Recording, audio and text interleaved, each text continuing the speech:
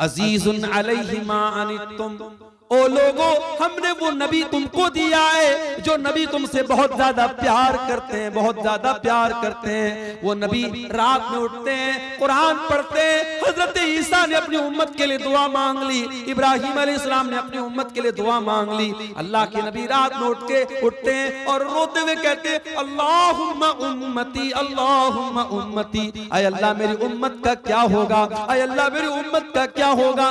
जिब्रील अमीन आते हैं और पूछते कि क्यों रो रहे हैं आप? कहते हैं कि मैं अपनी उम्मत के लिए रो रहा हूं। अल्लाह फरमाता है ऐ जिब्रील जाओ मेरे हबीब से कह दो, मेरे नबी से कह दो, इन्ना सनुर्दीका फी उम्मतिका वला नसूका, ऐ मेरे हबीब, ऐ मेरे नबी, हम आपकी उम्मत के बारे में आपको खुश कर देंगे, आपको परेशान होने की जरूरत नहीं है। सलाम उस पर जो उम्मत के लिए रातों को रोता था, सलाम उस पर जो फर्शे खाक पर जाड़े में सोता था। आज हमारे यहाँ मौलवी फटे पुराने कपड़े पहनता है तो लोग कहते हैं मौलवी को तो अल्लाह ने बड़ी बरकत दी है। मौलवी साहब जो आपके बच्चों को कुरान आके पढ़ाते हैं, उनके मैले कुचैले कपड़ों को देख करके भी कभी आपको शर्म नहीं आती कि कोई नया कुर्ते का कपड़ा ले जाके दे दे। आम का मौसम आता है, आपके घर में बच्चे आम खा रहे हैं, मौलवी साहब बेचारे 5,000 की तनख्वाह में कैसे कैसे अपना परिवार चला रहे हैं। उनके बच्चे अपने बाप से कहते हैं बाजार मुझे आम दिला दो, वो सब्र करने की तलकीन करते हैं और दुनिया कहती है मौलवी के पैसे में अल्लाह ने बड़ी बरकत दी है। मेरे प्यारे साथियों, उस मौलवी को आपने अपने दर का जो भिखारी बना के रखा है उसको बरकत का खूबसूरत नाम ना दीजिए। माफ करना मेरे भाइयों, बात कड़वी है मगर बात यही सच है कि हम इन उलमा को खुशहाल देखना नहीं चाहते हैं। अगर मौलवी अच्छा लाइफ स्टाइल इख्तियार कर ले, अच्छा कपड़ा पहनने लगे, मौलवी हलाल तरीके से अगर घर मकान बना ले और सवारी का इंतजाम कर ले तो उस पर भी लोग उंगली उठाते हैं कि मौलवी के पास इतना पैसा कहां से आ गया।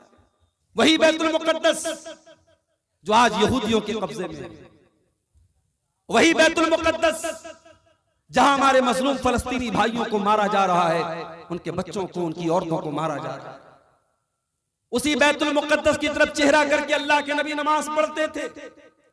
मगर आपके दिल में यह तमन्ना थी, आपका दिल चाहता था कि अल्लाह तबारक व तआला खाने काबा को हमारा किबला बना दे, मस्जिद हराम को हमारा किबला बना दे। वनऊज़ु बिल्लाहि मिन शुरूरि अनफुसिना व मिन सय्यिआति अअमालिना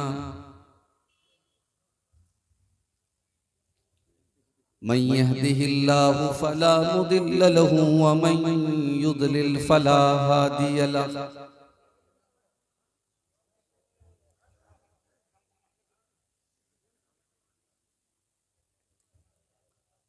वअशहदु अल्ला इलाहा इल्लल्लाहु वहदहु ला शरीका लहु वअशहदु अन्ना मुहम्मदन अब्दुहु व रसूलुहु। या अय्युहल्लज़ीना आमनुत्तक़ुल्लाहा हक़्क़ तुक़ातिही व ला तमूतुन्न इल्ला व अंतुम मुस्लिमून। या अय्युहन्नासु इत्तक़ू रब्बकुमुल्लज़ी ख़लक़कुम मिन नफ़्सिन वाहिदा व ख़लक़ मिन्हा ज़ौजहा व बत्त मिन्हुमा रिजालन कसीरन व निसाअ वत्तक़ुल्लाहल्लज़ी तसाअलून बिही वल अरहाम इन्नल्लाहा काना अलैकुम रक़ीबा।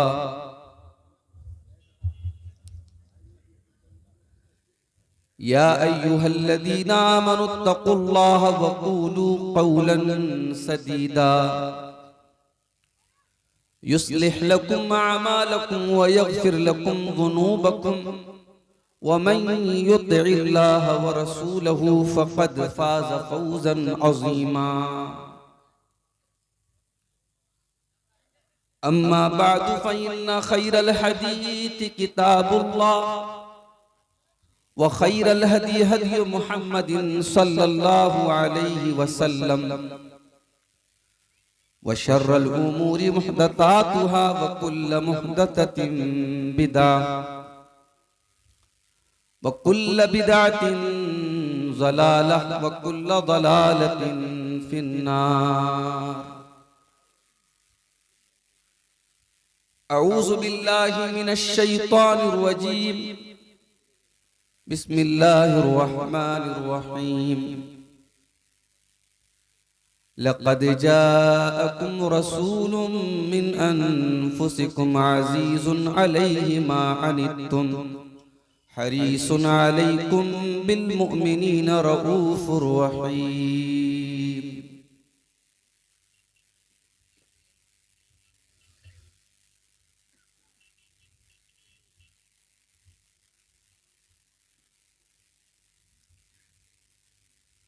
सलाम उस पर के जिसने बेकसों की दस्तगीरी की।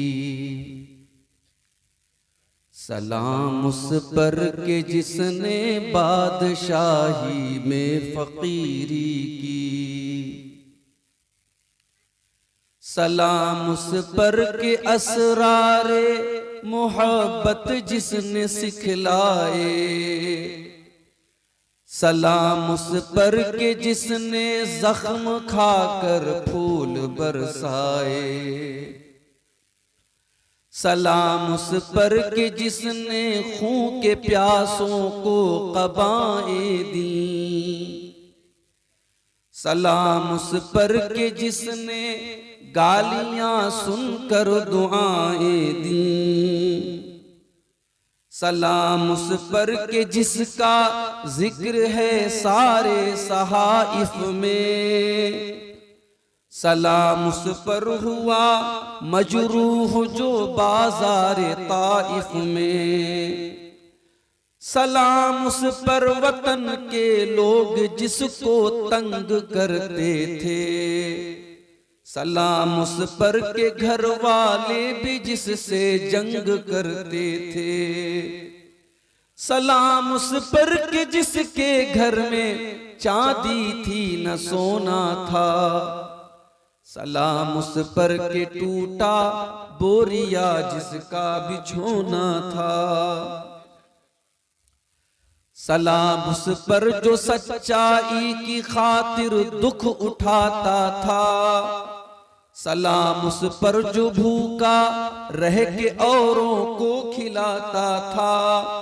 सलाम उस पर जो उम्मत के लिए रातों को रोता था। सलाम उस पर जो फर्शे खाक पर जाड़े में सोता था। सलाम उस पर जो दुनिया के लिए रहमत ही रहमत है। सलाम उस पर के जिसकी जात फख्रे आदमियत है। सलाम उस पर के जिसने झोलियां भर दी फकीरों की। सलाम उस पर के मशकें खोल दी जिसने असीरों की। सलाम उस पर के जिसकी चांद तारों ने गवाही दी। सलाम उस पर के जिसकी संग पारों ने गवाही दी। सलाम उस पर के जिसने जिंदगी का राज समझाया। सलाम उस पर के जो खुद बद्र के मैदान में आया। सलाम उस पर के जिसका नाम लेकर उसके शहदाई उलट देते हैं तख्ते कैसरियत औजेदाराई। सलाम उस पर के जिसके नाम लेवा हर जमाने में बढ़ा देते हैं टुकड़ा सरफरोशी के फसाने में। सलाम उस जात पर जिसके परेशान हाल दीवाने सुना सकते हैं अब भी खालिदो हैदर के अफसाने। सलाम उस पर के जिसकी बज़्म में किस्मत नहीं सोती। दरूद उस पर के जिसके जिक्र से सैरी नहीं होती। दरूद उस पर के जिसके तज़करे हैं पाक बाजों में। दरूद उस पर के जिसका नाम लेते हैं नमाजों में। दरूद उस पर जिसे शम्ए शबिस्ताने अज़ल कहिए। दरूद उस ज़ात पर फ़ख्रे बनी आदम जिसे कहिए दरूद उस पर, सलाम उस पर, सलाम उस पर, दरूद उस पर। अल्लाहुम्मा सल्ली व सल्लिम व बारिक अलैहि। सदर मुहतरम, नाज़िब इजलास, मुहतरम बुजुर्गों, नौजवान साथियों, माओ और बहनों, प्यारे बच्चों, आज का ये प्रोग्राम काफी पहले इस प्रोग्राम की तारीख मुतय्यन हुई थी और इसहाक भाई जो इस प्रोग्राम के जिम्मेदार हैं, उन्होंने 1 साल पहले ही से मुझसे ये वादा लिया था कि मुझे आज के इस प्रोग्राम में आना है। मगर हम सब जानते हैं कब किसके साथ क्या हालात हो जाएं कोई नहीं जानता। और मेरी अपनी सिचुएशन ये है, कल रात में मैं गुजरात के वापी में एक प्रोग्राम में था, वहां से ट्रेन पकड़ करके मुंबई आया।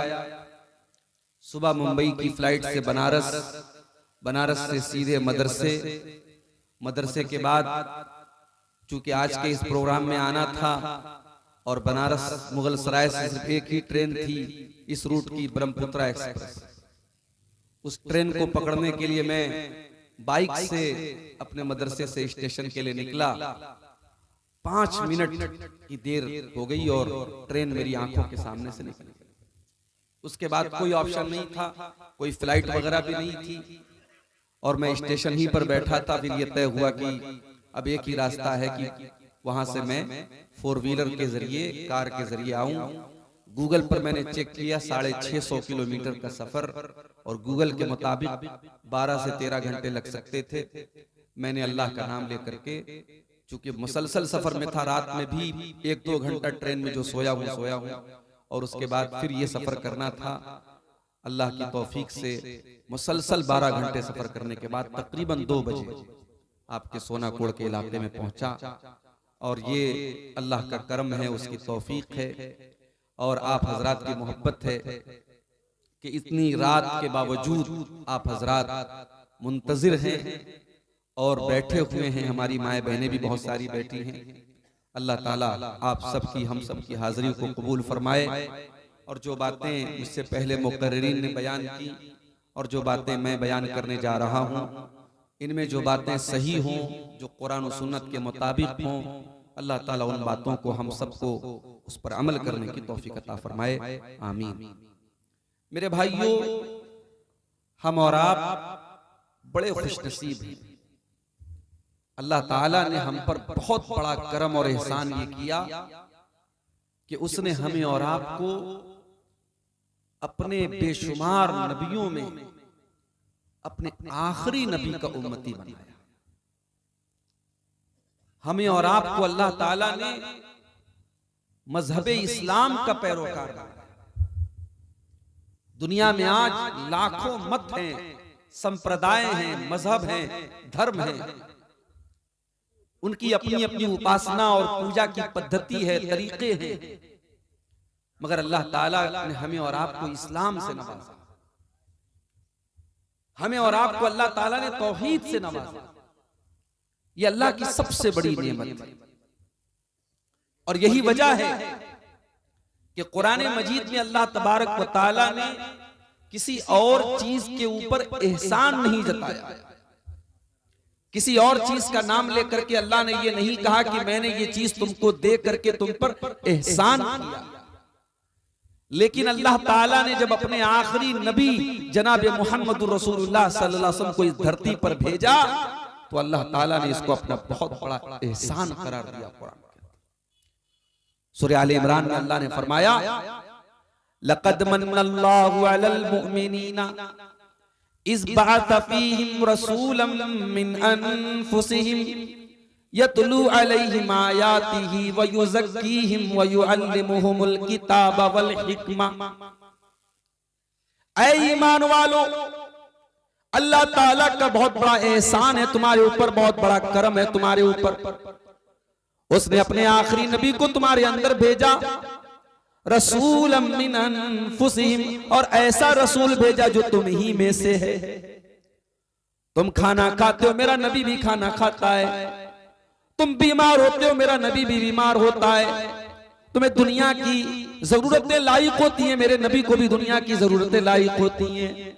हमने ऐसा नबी भेजा जो तुम ही में से है, ताकि तुम्हारे लिए वो नबी आइडियल बन सके, आदर्श बन सके, नमूना बन सके। यतलु अलैहिम आयातिही, और उस नबी का बहुत बड़ा एहसान ये कि वो कुरान की आयतों को पढ़ पढ़ के तुमको सुनाते हैं। अल्लाह ने अगर सिर्फ कुरान को उतारा होता, कुरान को तुम पढ़ तो लेते, मगर कुरान को समझने के लिए प्रैक्टिकल जरूरत थी। अल्लाह ने अपने नबी को प्रैक्टिकल करने के लिए, कुरान को समझाने के लिए अपने नबी को भेजा। वो नबी कुरान की थ्योरी भी पढ़ाते थे, वो कुरान को पढ़ पढ़ के सुनाया भी करते थे, और कुरान पर अमल करके भी दिखाया करते थे। वयुज़क्कीहिम, और वो नबी तुम्हें पवित्र करने के लिए, तुम्हें पाक करने के लिए, तुम्हें साफ करने के लिए आया था।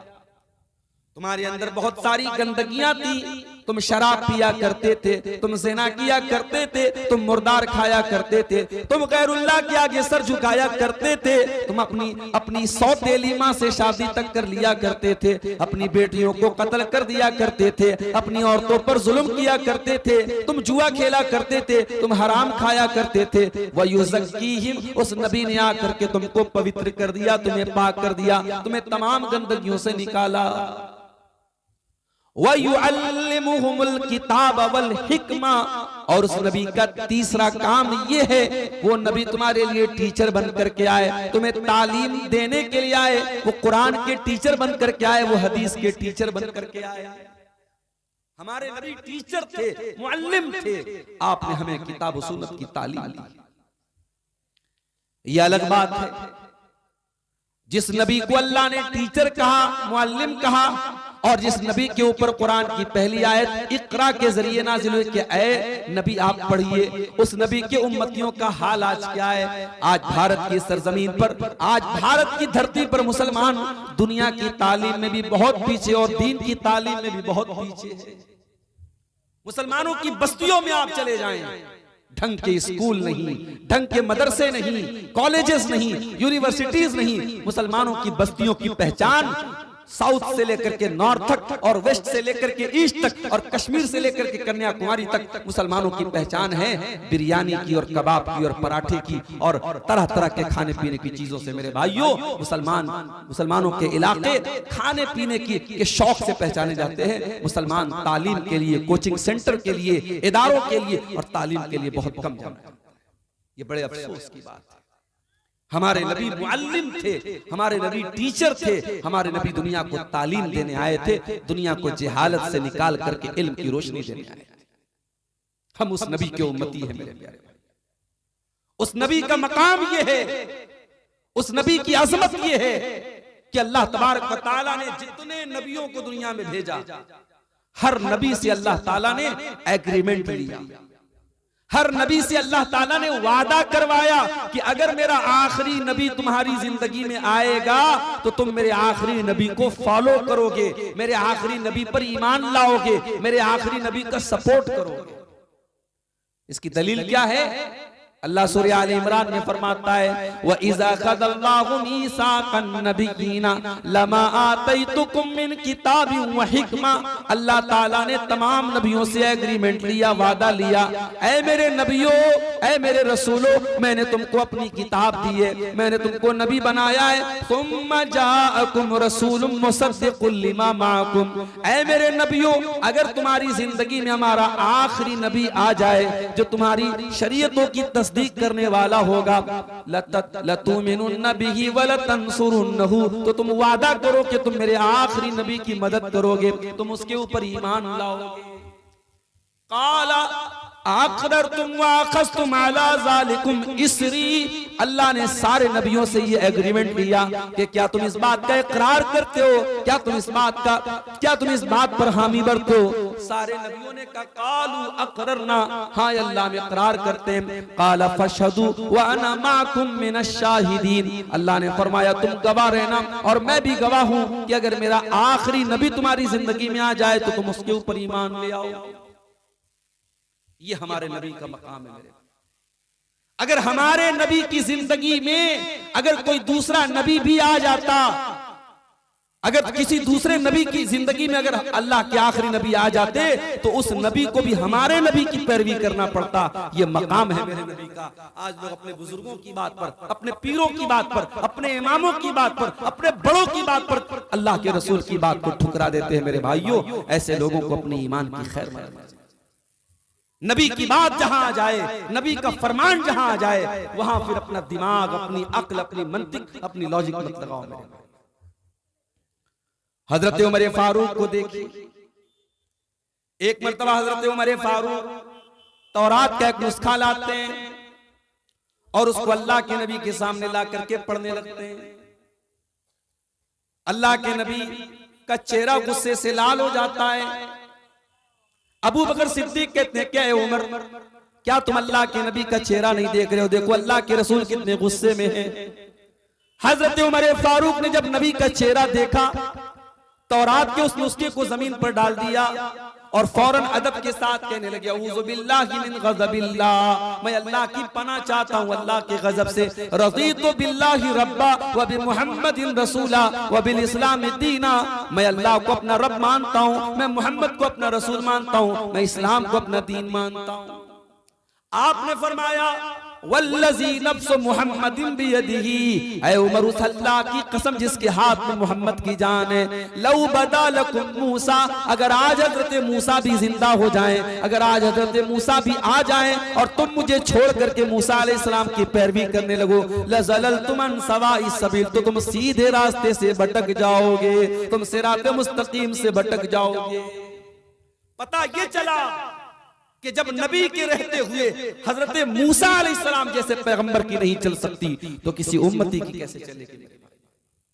इसलिए बात नोट कर लो कि अल्लाह के आखिरी नबी के आने के बाद अब अगर किसी को जन्नत में जाना है, किसी को अल्लाह का कामयाब होना है, अल्लाह के जहन्नम से बचना है, तो उसे अल्लाह के आखिरी नबी का कलमा पढ़ना पड़ेगा और आपके ऊपर ईमान लाना पड़ेगा। यहां तक कि अगर कोई तौहीद का कायल है, कोई एक अल्लाह के आगे सर झुकाता है, लेकिन अगर वो मोहम्मद रसूलुल्लाह सल्लल्लाहु अलैहि वसल्लम का कलमा नहीं पढ़ता है तो वो नजात नहीं पा सकता है। डॉक्टर जाकिर नायक ने एक मर्तबा किसी तकरीर में कहा था कि अगर कोई तौहीद का कायल है, कोई ला इलाहा इल्लल्लाह पढ़ता है और मोहम्मद रसूलुल्लाह नहीं पढ़ता है, तो डॉक्टर जाकिर नायक साहब ने कहा था कि उसकी 99.99% उम्मीद तो यही है कि वो जहन्नम में जाएगा, मगर 0.1% गुंजाइश है कि वो जन्नत में जाएगा। मगर कुरान और हदीस बताते हैं कि आखिरी नबी के आ जाने के बाद, जनाब मोहम्मद रसूलुल्लाह के आ जाने के बाद 0% भी किसी की गुंजाइश नहीं है कि वो अल्लाह ताला के नजात पाए, जब तक वो ला इलाहा इल्लल्लाह के साथ मोहम्मद रसूलुल्लाह का कलमा ना पढ़ ले।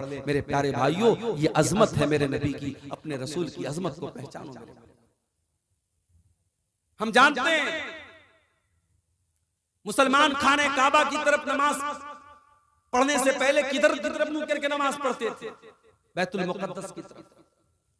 वही बैतुल मुकद्दस जो आज यहूदियों के कब्जे में है, वही बैतुल मुकद्दस जहां हमारे मजलूम फलस्तीनी भाइयों को मारा जा रहा है, उनके बच्चों को, उनकी औरतों को मारा जा रहा है, उसी बैतुल मुकद्दस की तरफ चेहरा करके अल्लाह के नबी नमाज पढ़ते थे।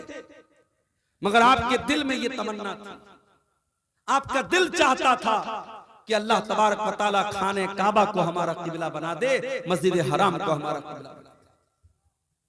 अल्लाह के नबी अपनी जुबान से ये बात नहीं कह रहे, आपके दिल में ये इरादा है, आपके दिल की ये ख्वाहिश है, आपकी इच्छा ये है। अल्लाह ताला अपने नबी से कितनी मोहब्बत करता है मेरे प्यारे साथियों, जिस बात को नबी अपनी जुबान पर भी नहीं लाए, सिर्फ नबी के दिल में ये इरादा चल रहा था। अल्लाह ने कुरान में फरमाया कद नरा तकल्लुब वजहिका फिस समा फलनुवल्लियन्नका क़िबलतन तरदाहा। ऐ नबी, जब आप नमाज पढ़ते हैं और बार बार आसमान की तरफ देख करके आप इंतजार करते हैं कि ऐ अल्लाह तेरा कोई हुक्म ऐसा आ जाए, हमारा किबला बदल दिया जाए, हमारा किबला खाने काबा को बना दिया जाए।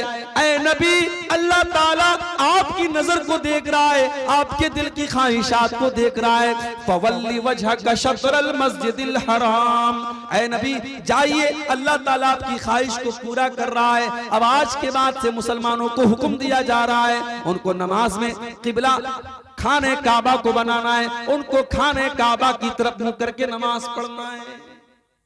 ये मकाम है हमारे नबी का। हमारे नबी के दिल की जो ख्वाहिश थी, अल्लाह ताला ने उस ख्वाहिश को पूरा कर दिया। मेरे प्यारे, पूरा कुरान आप उठाइए, अल्लाह ने मूसा अलैहिस्सलाम का नाम लिया, कहा या मूसा। ईसा अलैहिस्सलाम को पुकारा, कहा या ईसा। दाऊद अलैहिस्सलाम को पुकारा, कहा या दाऊद। लेकिन पूरे कुरान में कहीं पर आपको या मोहम्मद नहीं मिलेगा। अल्लाह ने अपने आखिरी नबी को जब भी पुकारा, या अय्युहन नबी कहा, या अय्युहर रसूल कहा, या अय्युहल मुद्दस्सिर कहा, या अय्युहल मुज़म्मिल कहा। ये अजमत है उस आखिरी नबी की, ये मकाम है उस आखिरी नबी का।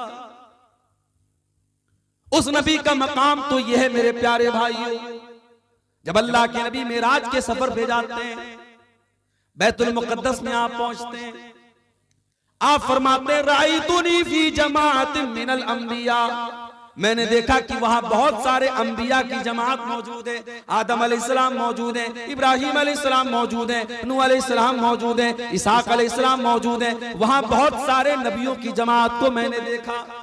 फहानतिस सलाह, इतने में वहां नमाज का टाइम हो गया।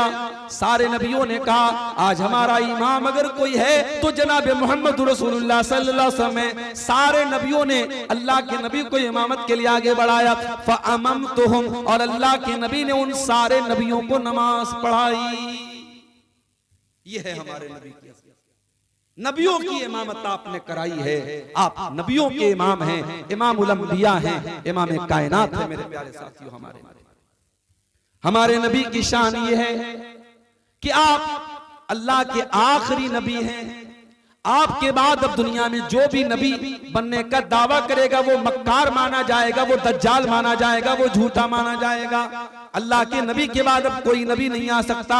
मा काना मुहम्मदुन अबा अहदिन मिर रिजालिकुम वलाकिन रसूलुल्लाहि व खातमन नबिय्यीन। मोहम्मद तुम में से किसी मर्द के बाप नहीं है। क्या मतलब? अल्लाह के नबी के जितने लड़के पैदा हुए, जितने बेटे पैदा हुए, सब बचपन में इंतकाल कर गए। कोई लड़का आपका जवान नहीं हुआ, कोई बेटा आपका जवान नहीं हुआ। हाँ, एक बच्चे को आपने पाला था, कोई उसका नाम बता सकता है? एक बच्चे को आपने पाला था, उनका नाम था ज़ैद बिन हारिसा रज़ी अल्लाह ताला। उनकी आपने परवरिश की थी। और उस जमाने में दस्तूर ये था कि अगर कोई किसी बच्चे को पाल लेता था तो वो उसके सगे बाप, उसका सगा बाप माना जाता था और वल्दियत में उसी का नाम लिया जाता था। जब हजरत ज़ैद जवान हुए तो लोग उनको ज़ैद बिन मोहम्मद कहने लगे, अल्लाह के नबी का बेटा कहने लगे। हजरत ज़ैद की शादी होती है हजरत ज़ैनब के साथ, मियाँ बीवी में बन नहीं पाती है, तलाक हो जाती है। जब वो अपनी बीवी को तलाक दे देते हैं, अल्लाह ताला हुक्म देता अपने आखिरी नबी को कि ऐ नबी अब आप ज़ैनब से शादी कर लें। बड़े गौर से सुनना, उस जमाने के दस्तूर के मुताबिक हजरत ज़ैद अल्लाह के नबी के बेटे की हैसियत रखते थे और उनकी बीवी अल्लाह के रसूल की बहू की हैसियत रखती थी। और अल्लाह ने हुक्म दे दिया कि ऐ मेरे नबी, आपको हम हुक्म दे रहे हैं आप ज़ैनब के साथ शादी कर लें। अल्लाह के नबी भी डर गए। आपको भी लगा कि लोग क्या कहेंगे कि मैंने बहू के साथ शादी कर ली। अल्लाह ने फरमाया व तख्शन्नासा वल्लाहु अहक्कु अन तख्शा। ऐ नबी, जब हमने हुक्म दे दिया तो लोगों से डरने की जरूरत नहीं है, अल्लाह से डरो। ऐ नबी, हमारा हुक्म है, आपको किसी की परवाह करने की जरूरत नहीं है, आप ज़ैनब से निकाह कर लें। और दुनिया ने यह मंजर देखा, अल्लाह के नबी ने ज़ैनब रज़ी अल्लाह ताला अन्हा से निकाह किया। यहूदियों ने, मुनाफिकों ने बदतमीजी करना शुरू कर दिया। कहा कि साहब इन्होंने अपनी बहू से निकाह कर लिया, अपने बेटे की मुतल्लका से निकाह कर लिया। अब अल्लाह ताला अपने नबी का डिफेंस कर रहा है। पता ये चला कि अगर कभी तुम्हारे नबी पर कोई कीचड़ उछाले, तुम्हारे नबी पर कोई एतराज करे, तुम्हारे नबी को कोई बुरा भला कहे, तो अपने नबी का डिफेंस किया करो। ये अल्लाह की सुन्नत है, ये अल्लाह का तरीका है कि नबी का डिफेंस किया जाए, नबी के कैरेक्टर को वाज़े किया जाए। अल्लाह ने फरमाया मा काना मुहम्मदुन अबा अहदिन मिर रिजालिकुम, मुहम्मद सल्लल्लाहु अलैहि वसल्लम किसी मर्द के बाप नहीं है, उनकी औलाद में कोई तो मर्द नहीं है। बच्चे जो पैदा हुए सब बचपन में इंतकाल कर गए, जब उनकी औलाद में कोई मर्द नहीं तो उनकी बहू कहां से आ गई? गौर करो अल्लाह ने रस्म को कैसे तोड़ा है। अभी मेरे पास एक पर्चा आया, मौलवी साहब हमारे इलाके में शादी ब्याह में डीजे बजाया जाता है। हम तो बड़े फख्र से बनारस में कहते हैं, यूपी में कहते हैं कि साहब हम पाकुड़ की और साहिबगंज के इलाके में जाते हैं, हमारा सीना चौड़ा हो जाता है, हमारा दिल बाग बाग हो जाता है। पूरी पूरी बस्ती अहले हदीसों की बस्ती है, पूरी पूरी बस्ती कुरान और हदीस पर चलने वालों की बस्ती है। लेकिन क्या अब हम जाके ये भी बताएं कि साहब उन बस्तियों में मुहर्रम भी मनाया जाता है, वहां ताजिया भी उठाया जाता है, वहां शादी ब्याह में डीजे भी बजाया जाता है, वहां के नौजवान शराब के नशे में धुत रहते हैं? क्या ये बात भी हम बयान करें और ये बात भी बताएं मेरे प्यारे साथी? शर्म आनी चाहिए। जिन रस्मों को मेरे नबी ने तोड़ा है, आज हम उनको फिर से जिंदा कर रहे हैं। शादी ब्याह के मौके पर दौरे जाहिलियत में नाच गाना होता था, लोग शराब पी के मस्त हो जाते थे। इस्लाम ने आकर के निकाह को इबादत बना दिया। निकाह के मौके पर खुतबे निकाह होता है, अल्लाह की तारीफ होती है, अल्लाह का नाम लिया जाता है। उसके बाद मौलवी साहब, काजी साहब लड़के से कहते हैं कि आपका निकाह मैंने फला लड़की के साथ कर दिया, क्या आपको कबूल है, क्या आपने कबूल किया? लड़का कहता हाँ मैंने कबूल किया। इस्लाम ने तो निकाह को इबादत बना दिया, निकाह को बरकत की चीज बना दिया, और हम डीजे बजा करके और अपने घर की औरतों को नचा करके और उनसे गाना उनके मुंह से निकलवा करके हम उस निकाह को की बरकत को खत्म कर रहे हैं। मेरे भाई शर्म आनी चाहिए हमें। और मेरे नबी रस्म को तोड़ने के लिए आए थे। उस जमाने की बहुत बड़ी रस्म थी कि अगर कोई किसी बच्चे को अपना बेटा बना लेता था, मुंह बोला बेटा कह लेता था, उसको एडॉप्ट कर लेता था, उसकी परवरिश कर लेता था, उसका सगा बेटा माना जाता था। अल्लाह ने ये रस्म तोड़ी और अपने नबी से कहा कि आप ज़ैनब से निकाह करिए। अल्लाह ने फरमाया मोहम्मद किसी मर्द के बाप नहीं है। उस पर एक और सवाल किया गया कि सारे मुसलमानों को तो 4 शादियों की इजाजत थी, लेकिन अल्लाह के रसूल के निकाह में ऑलरेडी 4 बीवियां थी और हजरत ज़ैनब 5वीं बीवी थी। एक एतराज ये भी किया गया, सारे मुसलमान तो 4 शादियां ही कर सकते हैं, ये अल्लाह के नबी 5वीं शादी क्यों कर रहे हैं? फरमाया वलाकिन रसूल अल्लाह, वो अल्लाह के रसूल हैं, तुम उनको अपने जैसा मत समझो, अपने ऊपर कयास मत करो। वो अल्लाह के हुक्म से कर रहे हैं। वो 5 निकाह क्या वो 9 निकाह कर सकते हैं, तुम्हें एतराज करने का कोई हक हासिल नहीं है। एक और एतराज किया गया कि अगर शादी करनी ही थी कोई और कर लेता, अबू बकर कर लेते, उमर कर लेते, उस्मान कर लेते, अली कर लेते, कोई सहाबी कर लेते। अल्लाह के नबी को अपने मुंह बोले बेटे की मुतल्लका से निकाह नहीं करना चाहिए। ये एतराज भी लोगों ने किया। फरमाया व खातमन नबीयीन, मेरा नबी तो आखिरी नबी है, मेरे नबी के ऊपर तो नबूवत की मुहर लगाई जा चुकी है, अब आपके बाद कोई नबी आने वाला नहीं है। अगर आप रस्मों रिवाज को नहीं तोड़ेंगे, अगर आप रस्मों रिवाज को खत्म नहीं करेंगे तो कौन खत्म करेगा? अफसोस की बात है मेरे भाई, जो नबी रस्मों रिवाज को तोड़ने के लिए आए थे, आज उस नबी के उम्मती रस्मों रिवाज में डूबे पड़े।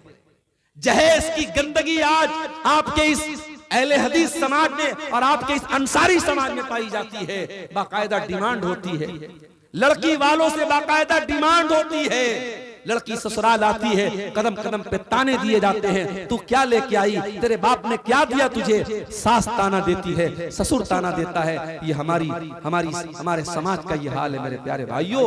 आज यही वजह है कि आज बेटियां बोझ बन गई। आज बेटियां क्यों मां के पेट में क्यों मारी जा रही हैं, क्यों हॉस्पिटलों के डस्टबिन में बच्चियां पाई जा रही हैं, क्यों भारत में हर मिनट में एक बच्ची कत्ल हो रही है। अगर आप उसके रीजन पर गौर करेंगे, उसके असबाब पर गौर करेंगे, बहुत बड़ी वजह ये जहेज नाम का नासूर है। एक लड़की जब पैदा होती है, बाप की पेशानी पर बल आ जाता है, माँ की पेशानी पर चिंता की लकीरें आ जाती है। क्यों? जब बेटी आती है तो जिम्मेदारी बन के आती है। माँ बाप को लगता है इसके जहेज का इंतजाम करना पड़ेगा। अभी उत्तर प्रदेश के सिद्धार्थ नगर में मेरा प्रोग्राम था। इत्तेफाक से रात में 9 बजे में पहुंचा। एक निकाह की तकरीब थी, निकाह का फंक्शन था।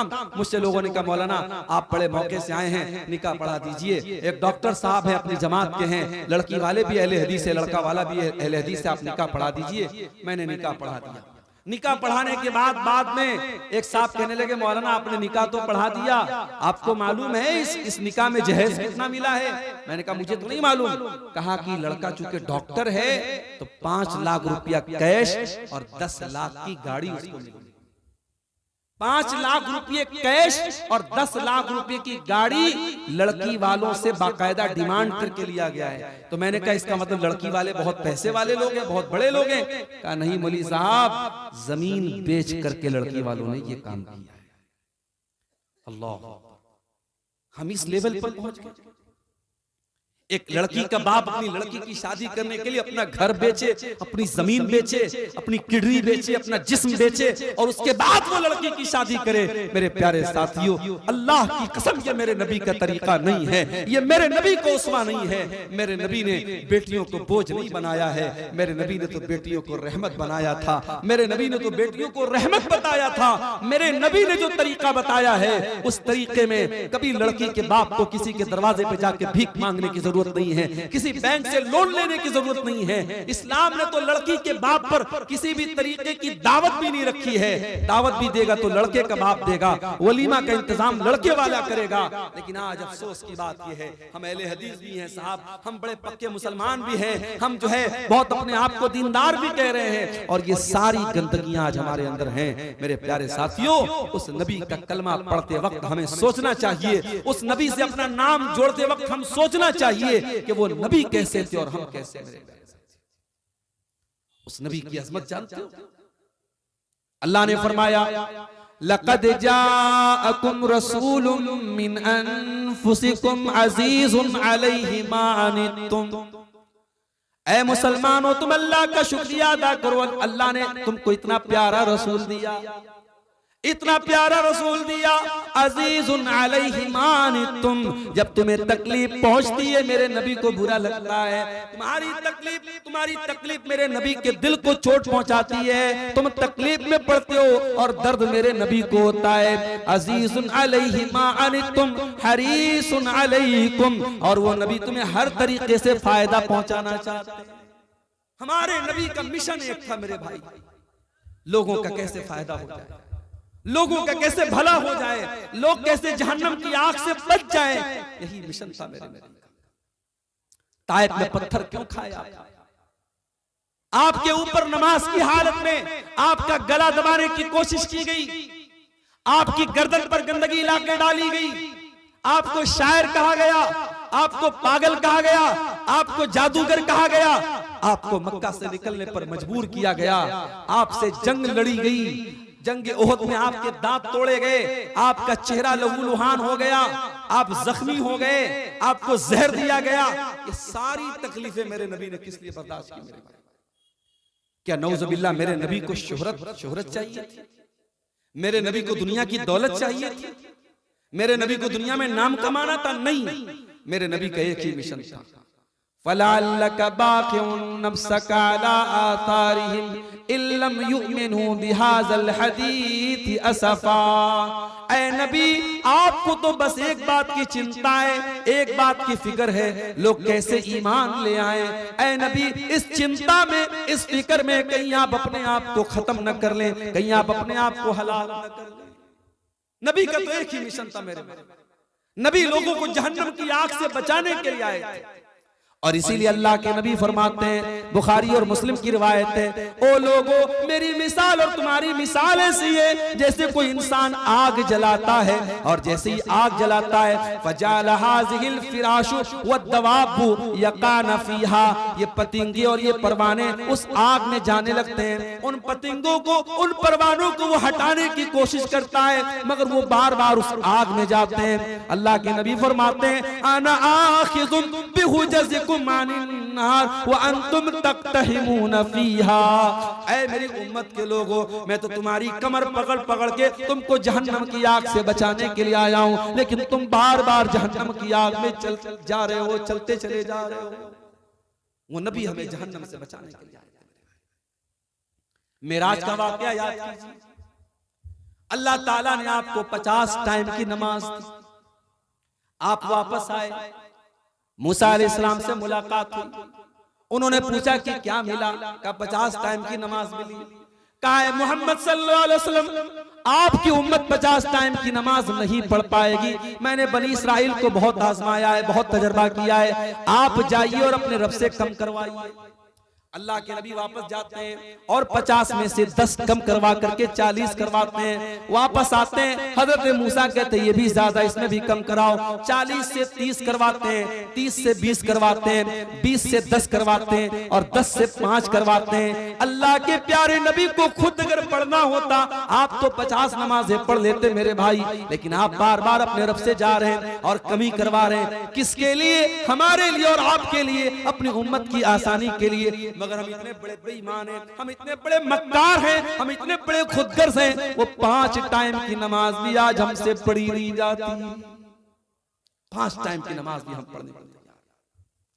हमारा नौजवान बेचारा रात को 2-2 बजे तक मोबाइल में लगा है, सुबह फजर की अजान हो रही है, अस्सलातु खैरुम मिनन नौम की आवाज उसके कानों तक पहुंच रही है, मगर शैतान उसके कान में पेशाब कर चुका है, उसका कान शैतान का मूत्रालय बन चुका है, उसके कान में शैतान मूत चुका है, पेशाब कर चुका है, उसको सुला चुका है। अस्सलातु खैरुम मिनन नौम की आवाज आ रही है, मगर वो फजर की नमाज में उठने को तैयार नहीं। ये बहुत बड़ा बिजनेसमैन बन गया है, ये बहुत बड़ा व्यापारी बन गया है। अजान हो रही है, मुअज्जिन कह रहा है हय्या अलस्सलाह, आ जाओ नमाज की तरफ, हय्या अलल फलाह, आ जाओ कामयाबी की तरफ। मगर ये अपनी दुकान पर बैठा है, ये अपने कारोबार में लगा है, ये अपने बिजनेस में लगा है, इसका कारोबार नमाज से बड़ा हो गया, इसकी तिजारत कारोबार, इसका कारोबार नमाज से बड़ा हो गया।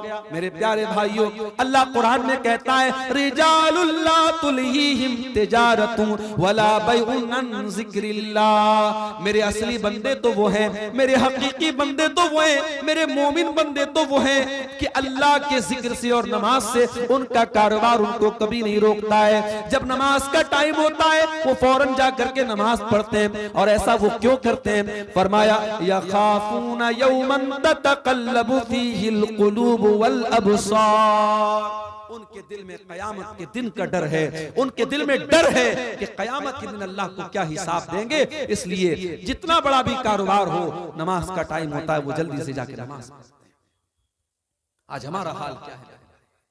नबी से मोहब्बत का दावा बहुत करते हैं, नबी के नाम पे जान देने की बात करते हैं, और 5 टाइम की नमाज भी हम पढ़ने को तैयार नहीं है। जो नमाज नबी की आंखों की ठंडक थी और जो 50 टाइम की मिली थी, और नबी के कहने पर और नबी की सिफारिश पर अल्लाह ताला ने 5 नमाज कर दिया था, उस नमाज को भी हम पढ़ने को तैयार नहीं है। मेरे भाई, अजीजुन अलैहि मा अनित्तुम, ओ लोगो हमने वो नबी तुमको दिया है जो नबी तुमसे बहुत ज्यादा प्यार करते हैं, बहुत ज्यादा प्यार करते हैं। वो नबी रात में उठते हैं, कुरान पढ़ते हैं। हजरत ईसा ने अपनी उम्मत के लिए दुआ मांग ली, इब्राहिम अलैहिस्सलाम ने अपनी उम्मत के लिए दुआ मांग ली। अल्लाह के नबी रात में उठते हैं और रोते हुए कहते हैं अल्लाहुम्मा उम्मती, अल्लाहुम्मा उम्मती, ऐ अल्लाह मेरी उम्मत का क्या होगा, ऐ अल्लाह मेरी उम्मत का क्या होगा। जिब्रील अमीन आते और पूछते कि क्यों रो रहे हैं आप? कहते हैं कि मैं अपनी उम्मत के लिए रो रहा हूं। अल्लाह फरमाता है, ऐ जिब्रील जाओ मेरे हबीब से कह दो, मेरे नबी से कह दो, इन्ना सनुर्दीका फी उम्मतिका वला नसूका। ऐ मेरे हबीब, ऐ मेरे नबी, हम आपकी उम्मत के बारे में आपको खुश कर देंगे, आपको परेशान होने की जरूरत नहीं है। सलाम उस पर जो उम्मत के लिए रातों को रोता था, सलाम उस पर जो फर्शे खाक पर जाड़े में सोता था। वो नबी हमारे लिए रोया करते थे। मिसवाक बहुत पसंद थी अल्लाह के नबी को। आखिरी टाइम भी आप अपने इंतकाल के पहले आपने मिसवाक की थी, और मिसवाक करके आप दुनिया से गए थे। मिसवाक इतनी पसंद थी, मगर आपको अपनी उम्मत की आसानी का इतना ख्याल था, आपने फरमाया लौला अना शुक्का अला उम्मती लामरतुहुम बिस्सिवाक इंद कुल्ली सलाह। अगर मेरी उम्मत को परेशानी न होती, अगर मेरी उम्मत को मुश्किल न होती, मैं हर नमाज के टाइम जरूरी कर देता मिसवाक को, मगर जरूरी कर देता तो दिक्कत आ जाती, परेशानी आ जाती, इसलिए आपने मिसवाक को जरूरी करार नहीं दिया। यह है उस नबी का मकाम और उस नबी की अजमत। मेरे प्यारे साथियों, वो नबी हमारे लिए आसानियां लेकर के आए थे। और आगे बढ़ी, दुनिया में तो उस नबी का जो मकाम है वो है ही, कल कयामत के दिन भी उस नबी का एक अलग मकाम होगा, एक अलग शान होगी। आपने फरमाया आना सय्यदु वलदी आदम यौमल क़ियामा, मैं कयामत के दिन तमाम आदम की औलाद का सरदार रहूंगा। व अव्वलु मन यनशक्कु अन्हुल क़ब्र, और कयामत के दिन सबसे पहले मेरी कब्र फटेगी। व अव्वलु शाफ़िइन, और कयामत के दिन सबसे पहले मैं सिफारिश करूंगा। कोई नबी सिफारिश करने को तैयार नहीं। सूरज 1 मील की दूरी पर, गर्मी से लोग बेहाल, पसीने से बेहाल, और अल्लाह ताला इंतहाई गुस्से में होगा, और लोग सारे नबियों के पास जाएंगे और सारे नबी कहेंगे हम आज अल्लाह की बारगाह में बात नहीं कर सकते, अल्लाह बहुत गुस्से में है, हम बोल नहीं सकते, हमसे कुछ चूक हुई, हम बात नहीं कर सकते। सारे नबी अपनी फिक्र करेंगे, और जब हमारे नबी के पास लोग जाएंगे, मुहम्मदुर रसूलुल्लाह के पास लोग जाएंगे, आप कहेंगे अना लहा, मैं तुम्हारी सिफारिश करूंगा।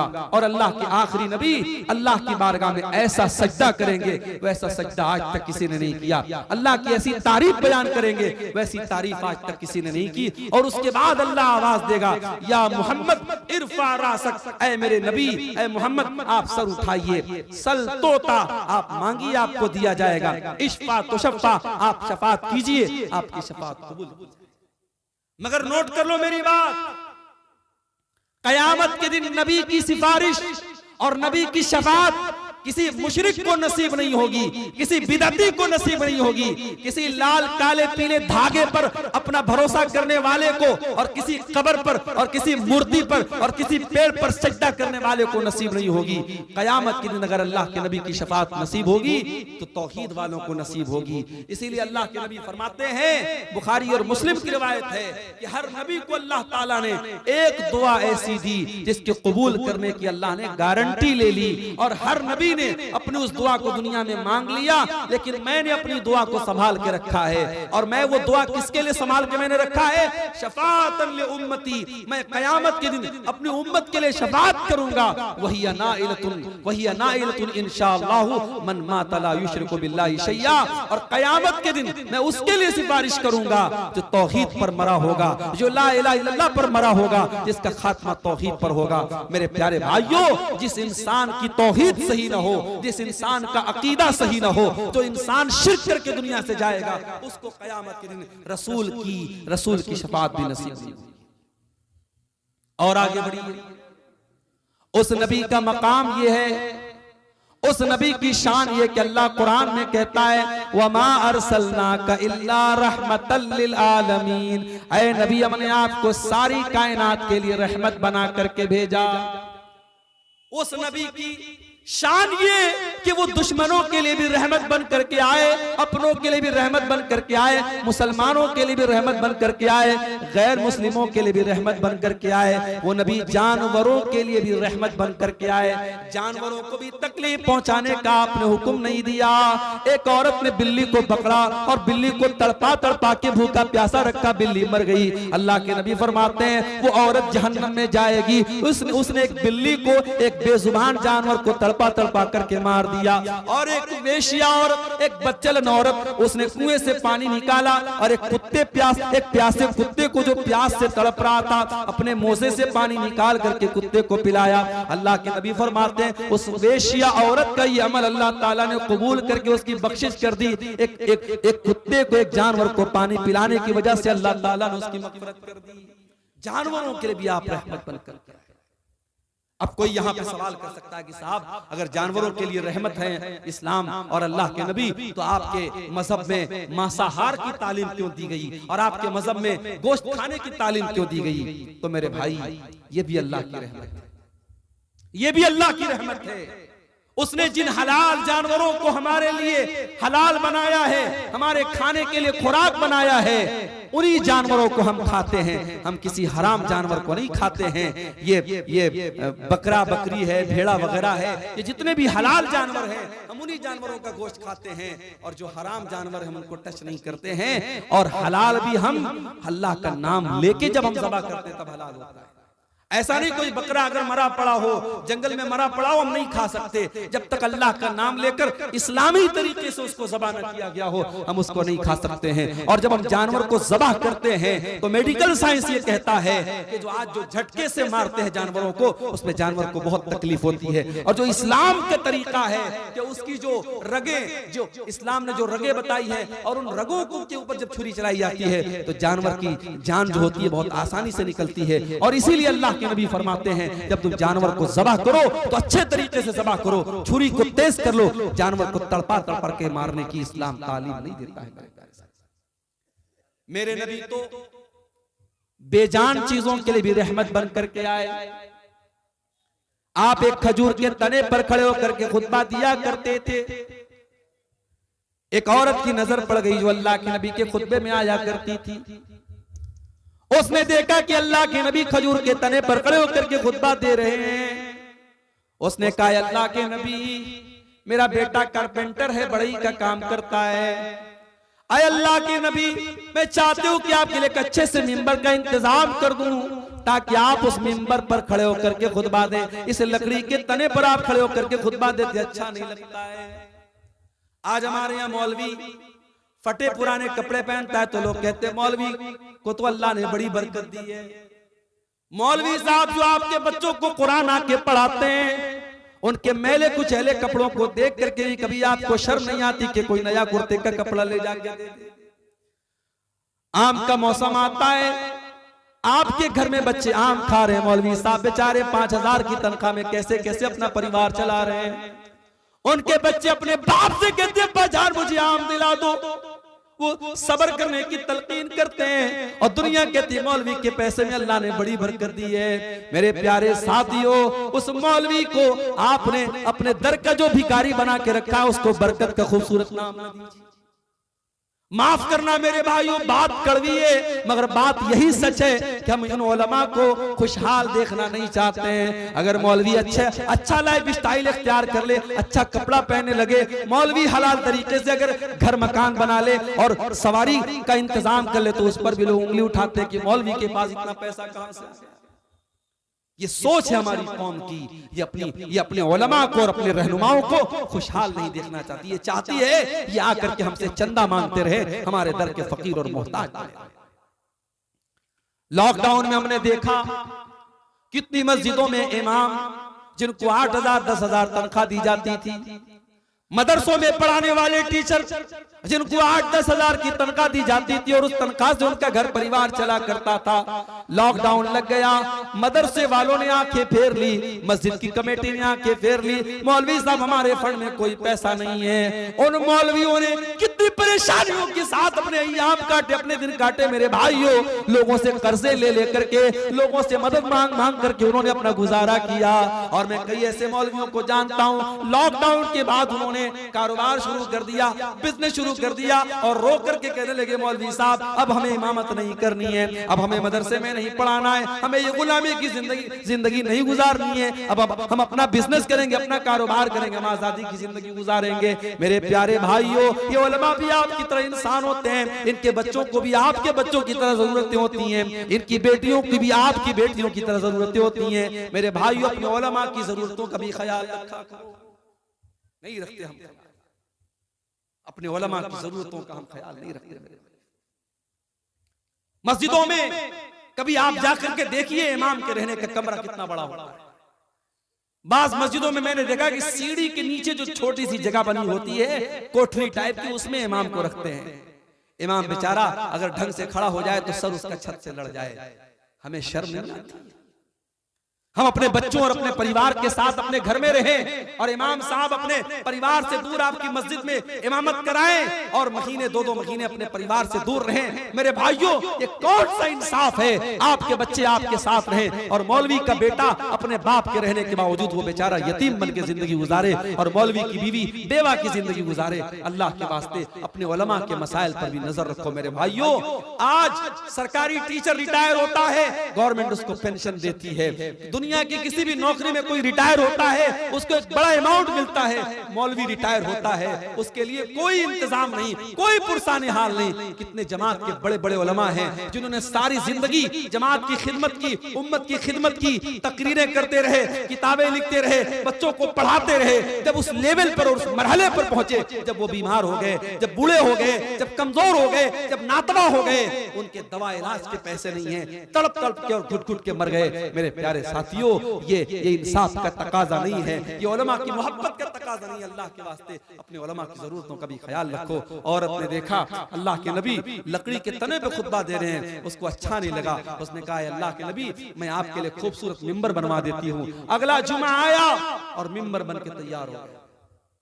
अगले जुमा में बेहतरीन मिंबर बन के आ गया और अल्लाह के प्यारे नबी जब खुतबा देने के लिए मिंबर पे चढ़ते हैं तो लकड़ी के तने से रोने की आवाज आने लगती है। लकड़ी के तने को आपने साइड में डाल दिया, किनारे डाल दिया, लकड़ी के तने से रोने की आवाज आने लगी। सहाबे किराम हैरान हो गए कि लकड़ी का तना कैसे रो रहा है, इससे रोने की कैसे आवाज आ रही है। अल्लाह के प्यारे नबी मिंबर से उतरते हैं और उस लकड़ी के तने को अपने सीने से लगाते हैं और मुस्नद अहमद के अल्फाज हैं। अल्लाह के नबी कहते हैं, अगर इसको अपने सीने से न लगाता लहन्ना इला यौमिल क़ियामह, तो ये क़यामत तक रोता रहता। और जब आपने उसको अपने सीने से लगाया फजालत तइन्नु अनीन सभी, तो वो लकड़ी का तना बच्चे की तरह सिसकने लगा। पहले तो रोने की आवाज आ रही थी, मगर जब आपने सीने से लगाया तो सिसकने की आवाज आने लगी। जैसे छोटे बच्चे जब रोते रहते हैं और माँ जब उनको गोद में ले लेती है, बाप उनको गोद में ले लेता है, तो वो रोना तो बंद कर देते हैं मगर सिसकने की आवाज बड़ी देर तक आती है। लकड़ी के तने से सिसकने की आवाज आ रही थी। अल्लाह के नबी ने फरमाया, इन्नहा तबकी अला मा कानत तस्मउ मिन ज़िक्र, इस लकड़ी के तने पर खड़े होकर के मैं खुतबा देता था और कुरान और हदीस की बातें बयान करता था, इसलिए ये लकड़ी का तना जब आज मैंने इसको छोड़ के जब मैं मिंबर पे खड़ा हो गया तो ये रोने लगा। मेरे प्यारे साथियों, एक लकड़ी का तना अपने नबी से मोहब्बत करता था, एक लकड़ी का तना कुरान से मोहब्बत करता था, एक लकड़ी का तना हदीस से मोहब्बत करता था। हम कितने बदनसीब हैं, हमें किस्से अच्छे लगते हैं, हमें कहानियां अच्छी लगती हैं, हमें फजूल बातें अच्छी लगती है और हमें कुरान और हदीस की मजलिसों में मजा नहीं आता, हमें कुरान और हदीस की बातों में हमें लुत्फ नहीं आता। मेरे प्यारे साथियों, उस लकड़ी के तने के लिए भी अल्लाह के प्यारे नबी रहमत बनकर के आए, उस बेजान चीज के लिए भी आप रहमत बनकर के आए। हम तो उस नबी का कलमा पढ़ने वाले हैं, वो नबी जिनकी शान और जिनका मकाम ये है। मेरे प्यारे साथियों, उस नबी की अजमत को पहचानो। आज दुनिया उस नबी को गालियां दे रही है। फेसबुक उठाओ, उस नबी के बारे में कितने गंदे गंदे जुमले लोग इस्तेमाल करते हैं और हमारा नौजवान ये बेचारा नशे में डूबा हुआ है।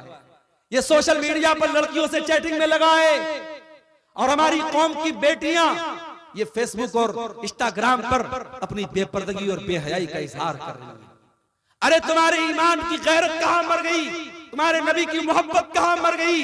अगर तुम्हें अपने नबी से प्यार होता, अपने नबी से मोहब्बत होती, तो तुम सोशल मीडिया पर ये जो तूफान बदतमीजी मचाया जा रहा है, तुम्हारे नबी के ऊपर जो ये कीचड़ उछाले जा रहे हैं, तुम इल्म हासिल करते, तुम इंग्लिश सीखते, तुम कुरान पढ़ते, तुम नबी की सीरत पढ़ते और उन लोगों का मुंह तोड़ जवाब देते। मौलाना सनाउल्लाह अमृतसरी रहमतुल्लाह अलैह, अल्लाह उनकी कब्र को नूर से भर दे, उनके दौर में एक आर्या समाजी ने किताब लिखी, अल्लाह के नबी पर बड़े गंदे गंदे हमले किए, बड़े गंदी गंदी बातें लिखी और किताब का नाम रखा रंगीला रसूल।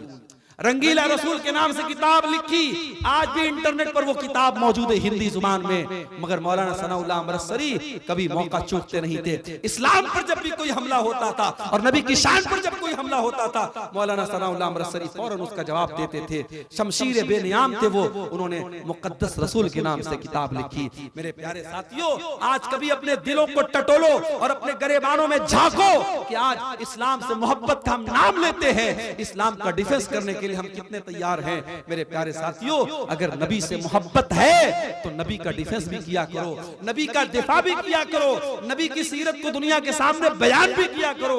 रमजान का महीना आगे आ रहा है और हम और आप, अल्लाह ने हमें यह मौका दिया है, हमारी जिंदगी में एक और रमजान आ रहा है। पिछले रमजान में आपको याद होगा, आपके इसी गांव में बहुत सारे लोग रमजान में आपके साथ रोजा रखते थे, मस्जिद में तरावी की नमाज पढ़ते थे, आपके साथ इफ्तार करते थे, आपके साथ सहरी करते थे।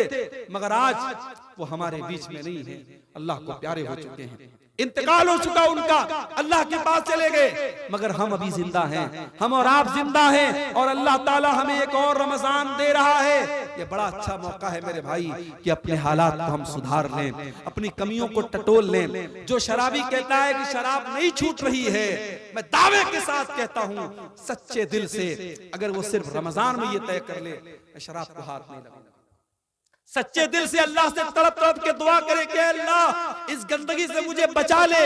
अगर वो रमजान की पहली तारीख से रमजान की आखिरी तारीख तक शराब को हाथ न लगाए, अगर उसकी तौबा सच्ची है, उसकी नीयत सच्ची है, उसके दिल का इरादा पक्का है, इंशाअल्लाह रमजान के बाद भी वो शराब को हाथ नहीं लगाएगा।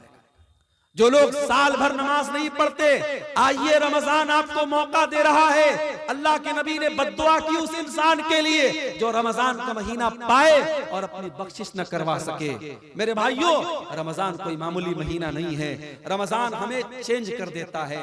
आम दिनों में हम नहीं उठते सुबह 4 बजे, आम दिनों में हम दोपहर का खाना खाते हैं, आम दिनों में हम शाम को 5 बजे कुछ नहीं खाते हैं, मगर रमजान में सब चेंज हो जाता है। सुबह 4 बजे उठ करके सहरी खा रहे हैं, दोपहर में हम भूखे प्यासे हैं, फिर शाम को इफ्तार के टाइम हम खाना खा रहे हैं, फिर रात में तरावी पढ़ रहे हैं। सोने का टाइम बदल गया, उठने का टाइम बदल गया, खाने का टाइम बदल गया। रमजान हमें सबक दे रहा है कि अगर तुम चाहो तो अपने आप को चेंज कर सकते हो, अगर परिवर्तन लाना चाहो, अगर चेंजिंग लाना चाहो, अगर पक्का इरादा करो तो अपने आप को चेंज कर सकते हो।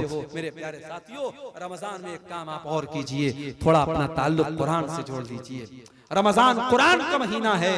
मेरे भाइयों, आज इस उम्मत के लिए बड़े अफसोस की बात है, हमारा नौजवान 1 घंटा मोबाइल के बगैर नहीं रह सकता। 1 घंटा अगर मोबाइल डिस्चार्ज हो जाए, नौजवान तड़पता रहता है, जल्दी से मोबाइल को चार्ज करो, पता नहीं किसका मैसेज आया होगा, व्हाट्सएप पर कितने लोगों का मैसेज आया होगा, कितने लोगों की कॉल आई होगी। 1 घंटा हम मोबाइल के बगैर नहीं रह सकते। मेरे भाइयों, जो नौजवान 1 घंटा मोबाइल के बगैर नहीं रह सकता, वो नौजवान अपने दिल पर हाथ रख करके बताए उसने आखिरी बार कुरान कब पढ़ा था, आखिरी बार आपने कुरान कब पढ़ा था। हमारे बहुत सारे नौजवान हैं, शायद उनके सर शर्म से झुक जाएं, आखिरी बार उन्होंने रमजान में कुरान को छुआ था, उसके बाद कुरान को छूने की नौबत नहीं आई थी। ये कुरान भी तो अल्लाह का मैसेज है, ये कुरान भी तो अल्लाह का पैगाम है। कल कयामत के दिन अल्लाह पूछेगा, मेरे बंदे, मेरा मैसेज तेरे घर में पड़ा था, मेरा पैगाम तेरे घर में पड़ा था, मेरी किताब तेरे घर में पड़ी थी, तूने कभी नहीं समझा, तूने कभी नहीं पढ़ा, तूने कभी गौर नहीं किया, कभी उस कुरान को समझने की कोशिश नहीं की। मेरे प्यारे साथियों, इस कुरान को पढ़ो। और आज अगर भारत के 25 करोड़ मुसलमान ये तय कर लें कि हर मुसलमान 4 कुरान गैर मुस्लिमों तक बांटेगा, 4 कुरान हिंदी में, बंगला में, जो भी जुबान हमारा गैर मुस्लिम भाई जानता है उसको पहुंचाएगा। अगर भारत के 25 करोड़ मुसलमान ये तय कर ले तो 100 करोड़ गैर मुस्लिमों तक बड़ी आसानी के साथ कुरान को पहुंचाया जा सकता है। मेरे भाइयों, ये काम करने का है, जलसे जुलूस कराना ठीक है, इसकी भी एक जरूरत है, ये भी बड़ा अहम काम है, मगर ये काम भी करने का है कि आज अपने गैर मुस्लिम भाइयों तक हम कुरान को पहुंचाएं। और माफ करना, हमने और आपने जो ये चस्का लगा लिया, मौलाना अब्दुल गफ्फार साहब आए तो हम साहब उनके जरिए कुछ जो है हम वेद के श्लोक सुन लें, गीता के श्लोक सुन लें, मौलाना जरजीत साहब आए उनसे हम कुछ मंत्र वगैरह सुन लें, और चतुर्वेदी उलमा तो आपके इस बिहार बंगाल में झारखंड में बहुत ज्यादा पैदा हो रहे हैं। हम चतुर्वेदी नाम और टाइटल लगा करके अपने उलमा से, उनके मुंह से हम संस्कृत के श्लोक सुनते और हमें बड़ा मजा आता है। ये कोई मुनासिब बात नहीं है, ये कोई अच्छी बात नहीं है। बेहतर तो ये था कि आप अपने गैर मुस्लिम भाइयों को कुरान की आयतों के जरिए समझाते, जन्नत के बारे में उनको बताते, जहन्नम के बारे में उनको बताते। मेरे प्यारे साथियों, आज काम ये करने का है, आज नबी की सीरत को आम करने का मौका और वक्त है। मेरे भाइयों, आज दुनिया प्यासी है, आज दुनिया को जरूरत है मोहम्मद रसूलुल्लाह की तालीम को जानने की। और हमारा और आपका तो ये अकीदा है कि हमारे नबी अल्लाह के सच्चे रसूल हैं और हमारा दीन अल्लाह का सच्चा दीन है। और जब अल्लाह का सच्चा दीन है तो यकीन रखो मेरे भाई, इस बात की गारंटी है कि इस दीन के अंदर अल्लाह ताला ने एक अट्रैक्शन रखा है, एक आकर्षण रखा है। इस दीन के अंदर अल्लाह ताला ने हर इंसान के दिल में एक आवाज है, हर इंसान की फितरत में, उसके नेचर में ये दीन मौजूद है। बस जरूरत है उसको बाहर लाने की। अगर हमारा कोई गैर मुस्लिम भाई, अगर उसको हम सही तरीके से इस्लाम के बारे में समझाएं तो कुछ नहीं तो कम से कम उसके दिमाग में जो गलत फहमी का नफरत डाला गया है, जो जहर डाला गया है, वो इंशाअल्लाह दूर हो जाएगा।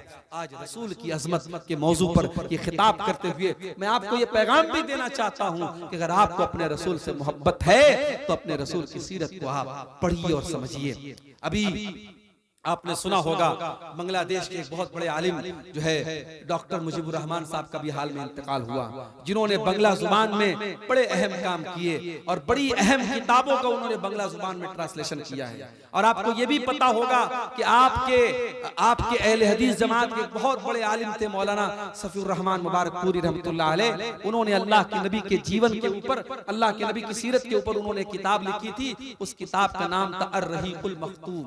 और ये किताब एक कंपटीशन में हिस्सा लेने के लिए लिखी गई थी और पूरी दुनिया की सैकड़ों किताबों में इस किताब को पहला प्राइज मिला था। और आज भी पूरी दुनिया में सीरत पर सबसे ज्यादा अगर कोई किताब पढ़ी जाती है तो अर्रहीकुल मख्तूम पढ़ी जाती है। और हिंदी में भी वो अवेलेबल है और बांग्ला जुबान में भी उसका अनुवाद हो चुका है।